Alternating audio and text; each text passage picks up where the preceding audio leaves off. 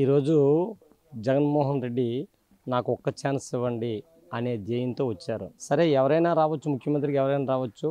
మనం ఆ ఒక్క ఛాన్స్ అనే దీంతో మంచి మెజార్టీతో విని మెజార్టీతో వచ్చారు. ఆ మెజార్టీని నిలుపుకుంటే చాలా బాగున్నాం. మనకి ఎవరైనా మంచి పరిపాలనే కావాలి కదా అని యువత కూడాను మంచి బాగానప్పుడు ఏవో మా ఎలక్షన్లో తిరిగేటప్పుడు రకరకాల నేను అది చేస్తాను ఇది చేస్తాను రకంగా అది ఇచ్చేస్తాను రకంగా వచ్చిన తర్వాత చాలా సంతోషంగా అందరూ కూడా బాగా ఓట్లేసి 170 సీట్లు 151 సీట్లు వచ్చింది. చాలా ఘనం. అదేవిధంగా పరిపాలన ఉంటే ఈరోజు వచ్చి మమ్మల్ని నెక్స్ట్ ఆయనకి కూడా పట్టం కడదు. కానీ అది లేక ఆయన అనేక వాగ్దానాలు చేసిన ఏ ఒక్క వాగ్దానం కూడా ఆయన నిరూపించుకోలేకపోయాడు. ఈరోజు యువత డిగ్రీ అయిన తర్వాత కూడా ఏం చేయాలా అనే అవకాశం కూడా లేకుండా ఇంతవరకు డిఎస్సి ఒకటి కూడా పడలేదు. ఆ యువత పూర్తిగా నాశనం అయిపోవడమే కాకుండా యువత వాళ్ళు సమాజంలో తప్పుతో పడుతున్నారు. ఈ మరి ఏం చేయలేకపోతే ఏం చేస్తారు? ఆ విధంగా పడుతుంది. ఈరోజు గంజాయి అయితేనేమి ఎక్కడ యాక్సిడెంట్లు అయితే యువతతోనే అవుతున్నాయి. ఒకటోది. రెండోది అన్నా క్యాంటీన్లు పెట్టి అన్నా క్యాంటీన్లు అనేది వచ్చి చాలా చక్కగా నడిచే ఉంటాయి. 5 రూపాయలకి అన్నం ఉదయం మధ్యాహ్నం మరి అదే ఆ అన్నా క్యాంటీన్ ఉంటే మనకి ఇది కరోనా టైంలో చాలామంది చాలా బాగుపడుతుంది. చాలామంది అన్నం లేక చాలా రోజుల్లో చాలా సఫర్ అయ్యి చాలా చనిపోయారు కూడా. అన్నం క్యాంటీన్ ఆ విధంగా ఆయన కూడా చేయలేకపోయారు, పోయింది. నెక్స్ట్ మద్యపాన నిషేధం ఉన్నారు. ఎక్కడ మద్యపాన నిషేధం అయింది? ఈరోజు గంజాయి శ్రీకాకుళం మంచి ఈ మధ్యనే గంజాయి చేసి చాలా మన దగ్గరలోనే యాక్సిడెంట్లు కూడా జరుగుతున్నాయి. పుళ్ళు తాగిస్తున్నారు వాళ్ళకి. మరి ఆ విధంగా చనిపోయినందరూ యువత చనిపోతున్నారు. మద్యపాన నిషేధంలో కూడా ఫెయిల్ అయిపోయారు. ఇన్ని విధాలుగా ఫెయిల్ అయినప్పుడు మనకి ఈ యొక్క ఉచిత పథకాలనే ఊహతో వెళ్ళి ఉచిత పథకాలను పెట్టి ప్రజలను పూర్తిగా బద్దకొస్తులను చేసి ప్రజల్ని నెక్స్ట్ ఏం చేయాలని ఊహించుకోవడానికి అవకాశం లేని పొజిషన్లో వాళ్ళు చేస్తున్నారు. కాబట్టి ఇటువంటి పరిపాలన చేస్తే రాబోయే తరంలో మరి మన ఆంధ్రప్రదేశ్ అంటూ వరల్డ్ మ్యాప్లో మన ఇండియా పట్టణంలో ఆంధ్రప్రదేశ్ ఉండడానికి కూడా అవకాశం ఉండదు. అంత దారుణంగా మనకంటే బ్యాక్వర్డ్కి మా స్టేట్స్ మా ఒరిస్సా కానీ బీహార్ కానీ ఇప్పుడు అంతకంటే బ్యాక్లో ఉన్నాం మనం. కాబట్టి మనకి ఈరోజు పరిపాలన బాగా పరిపాలన చాతుర్యం తెలిసేవాడు. ఇంతే కాకుండా ఇప్పుడు చాతుర్యంగా తెలిసిన ఆయనకు కూడా ఎంతో కష్టంగా ఉంటుంది. ఎందుకంటే ఒక ఇంట్లోనే ఏమీ ఇన్కమ్ సోర్సెస్ లేకపోతే ఇంటిని ఏ విధంగా డెవలప్మెంట్ చేస్తాం? అలాగే ఆంధ్ర ఇన్కమ్ సోర్సెస్ ఎక్కడ కూడా అప్పులే ఉన్నాయి. అప్పుల్ని మనం సరిదిద్దుకుంటూ ఈ యువతకి నిరుద్యోగం లేకుండా ఉపాధిని కల్పించుతూ ముందుకు రావాలంటే చాలా క్లిష్ట పరిస్థితి అన్నమాట. ఇటువంటి క్లిష్ట పరిస్థితులు ఆంధ్రప్రదేశ్ ప్రజలు ఉన్నారు కాబట్టి బాగా ఆలోచించి మన యువతకి మనందరికీ మనం కాపాడుకుంటూ ఉండాలి. మనం కాపాడుకుంటూ ఎటువంటి నాయకులు మనకు కావాలి, మనం ఎటువంటి నాయకుడికి మనం వేస్తే మనం ఆంధ్రప్రదేశ్ నిలదొక్కుంటుంది అనే ఊహ మనం ఆలోచిస్తే మనకి ఒక మంచి పరిపాలన దక్షుడు, పటిష్టమైన మంచి మేధస్సు కలిగిన వ్యక్తి ఒక చంద్రబాబు నాయుడే ఉన్నారు. ఆయన మనకి ఇక్కడ చూస్తే ఇంకేం కనబడుకుంటున్నాం. ఆ మహానుభావుని మనం గెలిపించి మన ఆంధ్రప్రదేశ్ మనం ఇంతకుముందు ఏ విధంగా ఉందో ఆ పద్ధతులు మనం చక్కదిద్దుకుంటే మనం నెక్స్ట్ జనరేషన్కి వచ్చి మనం ఒక పీట వేసిన అవుతాను కనబడుతుంది. గోల్డ్ పెన్షన్లో ప్రకటించింది ఒకటి, జరిగింది ఒకటి. ప్రకటించింది ఏంటంటే నేను దిగేలోపు మొత్తం 3,000 చేస్తానన్నారు ఆయన. కానీ ఎక్కడ కూడా చేయలేకపోయారు ఆయన పెన్షన్. నెక్స్ట్ అదేవిధంగా పెన్షన్లు అప్పుడు తెలుగుదేశం టైంలో చాలా ఎక్కువ పెన్షన్లు ఉండేవి. ఇప్పుడు ఆ పెన్షన్లు చాలామంది తగ్గించేసి ఆ పెన్షన్లు పెంచుతారు. నెక్స్ట్ ఆ పెన్షన్లు కూడా వెళ్ళేది కూడా సరైన అది మన ఓటు బ్యాంక్ ఎవరు మనకు కాపాడు ఆ ఓటు బ్యాంక్ పద్ధతిలో పెన్షన్లు ఇస్తుంటారు తప్ప వీడికి పెన్షన్ హోల్డర్ ఇది కావాలా చిన్న పద్ధతిలో పెన్షన్ ఎవరికి ఇవ్వట్లేదు.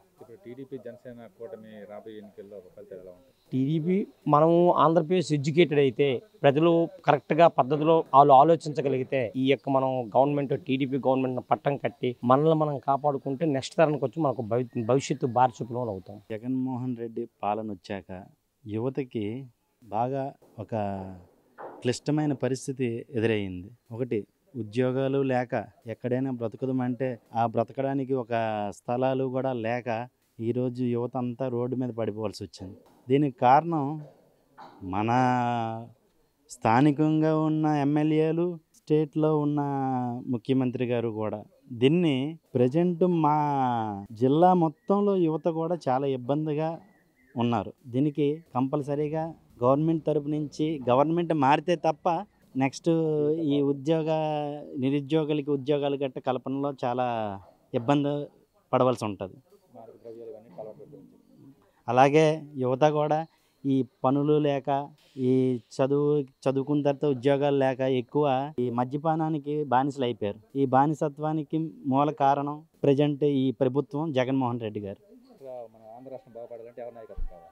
ఆంధ్ర రాష్ట్రం కంపల్సరీగా బాగుపడాలంటే టీడీపీ జనసేన కంపల్సరీగా వస్తే కానీ మరి బాగుపడే ఆలోచనలు అయితే కంపల్సరీగా టీడీపీ రావాలి. ఇప్పుడు మన సీఎం జగన్మోహన్ రెడ్డి గారు 2019లో ఏమైతే చెప్పారో ప్రతి ఇయర్ జనవరిలోనో డిసెంబర్లోనో జాబ్ క్యాలెండర్ ఇస్తానన్నారు. ఎంతవరకు ఒక జాబ్ క్యాలెండర్ ఇవ్వలేదు. అలాగే రాగానే మెగా డిఎస్సి అన్నారు 25,000 50,000 దీంతో ఇప్పుడు జస్ట్ 6,000 తోటి తుడుపుకున్నారు కంటి తుడుపుగా. అలాంటి ఆయన అన్ని అబద్ధాలకు పరాకాష్ట మన సీఎం జగన్మోహన్ రెడ్డి. మీకు అంతకీ కావాలనుకుంటే మన గూగుల్లోకి వెళ్ళి 410 సీఎం ఇన్ ఇండియా అని కొట్టండి. మీ గూగుల్లో వైఎస్ జగన్మోహన్ రెడ్డి పేరే వస్తుంది ఫస్ట్. అంత 420 వ్యక్తికి మనం నెక్స్ట్ ఎలక్షన్లో ఓటు వేసి గెలిపించి మనకు ఆల్రెడీ బోల్డ్ అంత ప్రతి దాని మీద పన్నులు పడిపోయి ఇంటి పన్ను 16% ప్రతి సంవత్సరం పెంచేస్తున్నారు. ఎవరికి తెలియట్లేదు. కరెంట్ బిల్లు మీద వచ్చేమో సబ్సిడీలు విపరీతంగా పెంచుతున్నారు. అవి కూడా ఎవరు అర్థం చేసుకోలేకపోతున్నారు. దయచేసి ఇవన్నీ ఆలోచించండి. ఆలోచించి ప్రతి ఒక్కరూ ఓటు వేయండి. ఓటు వేస్తే మాత్రం రేపు పొద్దున్న మనకు మన పిల్లలకి భవిష్యత్తు ఉండాలంటే సీఎంగా మన చంద్రబాబు నాయుడు మాత్రమే చూడాలి. అలాగే ఇక్కడ ఎమ్మెల్యేగా మనకు గుండా లక్ష్మీదేవి గారు మాత్రమే ఉండాలి. ఎందుకంటే ధర్మాన ప్రసాద్ రావు లీడర్ మనం ఎదుర్కోవాలని అంటే గుండలక్ష్మి ఫ్యామిలీ మాత్రమే మనం తట్టుకునే కెపాసిటీ ఉంది. వాళ్ళకి మాత్రమే ఉంది, ఆ స్కిల్స్ ఉన్నాయి. సో ఆవిడకి అలాగే మన రామ్మోహన్ రెడ్డికి ఓటేసి తెలుగుదేశం పార్టీ భారీ మెజారిటీ గెలిపించాలని కోరుకుంటున్నాం. నేను విన్నాను, నేను చూశాను అన్నది. ఏం విన్నాడు, ఏం చూశాడు? భూములు చూశాడు. భూములు చూశాడండి. జనాల దగ్గర వచ్చి వాళ్ళ నాన్న గురించి విన్నాడండి. అంతకుమించి ఇంకేం లేదు. భూములు మాత్రమే చూశాడు. వచ్చి భూములు చూసి భూములు అంట ప్రతి మా భూమిలో కూడా రాళ్ళు వేసాడండి అతను ఫోటోతోటి. అలాగే మాకు ఇచ్చిన పాస్బుక్ల మీద ఆయన ఫోటో ఉంది. అది మా ఫోటోలు లేవు. ఎవరి ఫోటో పెట్టి జగన్మోహన్ రెడ్డి ఫోటో మాత్రం ఉంది. ఇలాంటివి చేస్తాడు చూడండి. రేపు పొద్దున ఓన్లీ ఇప్పుడు ఇస్తే నా చుట్టూ రాళ్ళు వేశాడు. నెక్స్ట్ మన రేపు 24 వచ్చినాక ఆ భూమి నాది అంటాడు. అప్పుడు మనం ఏమీ చేయలేం. చేతులు తప్ప అంతకు మించి మనం ఏమీ చేయలేం. సో ప్రజలారా దయచేసి ఆలోచించి ఓటు వేయండి. 2024లో మనం చాలా మంచి నాయకుడిని ఎంచుకోవాలి. ఎందుకంటే హైదరాబాద్ రాష్ట్రాన్ని 2020 అని చెప్పి తయారు చేశాడు. అంటే మన ముందు ఒక విజన్ ముందు చూపించాడు. అంటే నమ్మండి అది. ఎందుకంటే ఒక చేసి చూపించిన వ్యక్తిని మనం నమ్ముతామా, ఎప్పుడో ఎవరో చేయని వ్యక్తి చేస్తామని దాన్ని నమ్ముతామో ఆలోచించండి. ఎందుకంటే ఒక వ్యక్తి చేసి చూపిస్తాడు. 75 ఇయర్స్ అని ఆయనకి ముసలోడు అని అంటున్నారండి సీఎంని, చంద్రబాబు నాయుడిని. అలాగే ఎప్పుడు అనుకోకండి. ఆయన ఆలోచన అన్ని 20లోనే ఉన్నాయి, 2030లోనే ఉన్నాయి. ఆయన ఆలోచన ఎప్పుడున్నో 2030లోనే ఉన్నాయి. కాబట్టి అలాంటి టెక్నాలజీ బాగా తెలిసిన వ్యక్తిని మనం ఓటేసి గెలిపించుకోవాలి.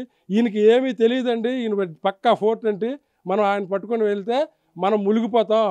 అప్పు చేసి ఎన్నాళ్ళు మన ఇంటిని నిలబెట్టుకుంటాం మీరు ఆలోచించండి. అలాగే మన స్టేట్ని మనం ఇంకెలా నిలబెట్టుకుంటాం చెప్పండి.